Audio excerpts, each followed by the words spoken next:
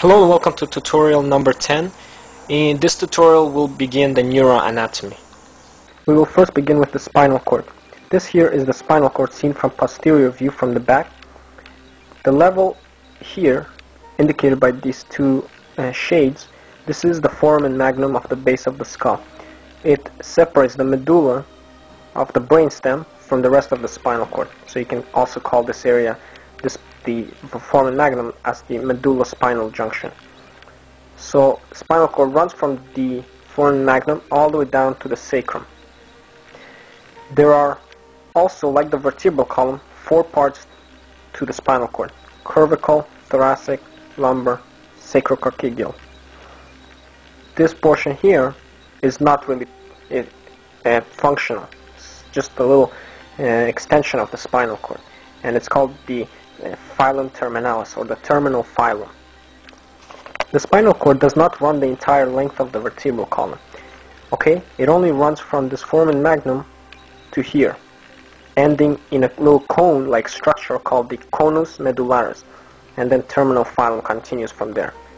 Okay, so the spinal cord really ends here at the L1.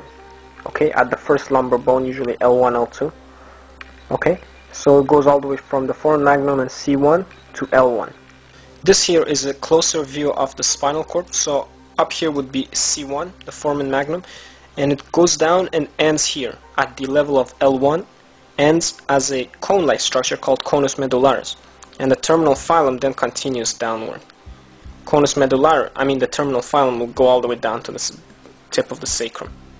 This here, I just made a simplified sketch of the structures that surround the spinal cord. So this is your spinal cord, okay? And then it is surrounded by 3 layers. We call the first layer that's in contact with the spinal cord. It directly wraps around the spinal cord. This is the pia mater, okay? Pia mater. Now, we will call this spinal pia mater because it's the ones that are, these 3 layers are also present in the brain, and we call those cerebral. Okay, so this is spinal pia mater. Okay, there. And then the next layer, so this one is the spinal pia mater. Then you have this black part here. This is called the spinal arachnoid mater.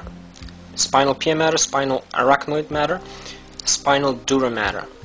Between the pia mater and arachnoid mater is subarachnoid space. Okay, it's like a meshwork space, meshwork-like appearance with space inside, and within that space runs a fluid called cerebrospinal fluid, which we'll talk about later. This here, I again redrew this drawing up here. Okay, so the spinal cord, pia mater, subarachnoid space, dura mater, and arachnoid mater.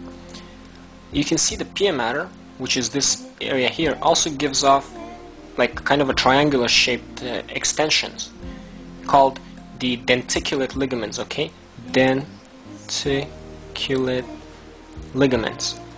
The denticulate ligaments are extensions of the spinal dura mater. They're not present in the brain, only here in the spinal pia mater. Extensions of the spinal pia mater that go and attach to spinal dura mater. Okay, so they have to go through the subarachnoid space, pierce the arachnoid mater, and then anchor to the spinal dura mater. So the purpose of denticulate ligaments is that they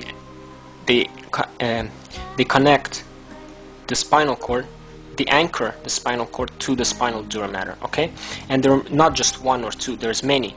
There's many of these denticulate ligaments going like this, the entire length of the spinal cord. Okay, and we'll see later that between each adjacent denticulate ligament emerge these spinal nerves, okay, like this. Okay,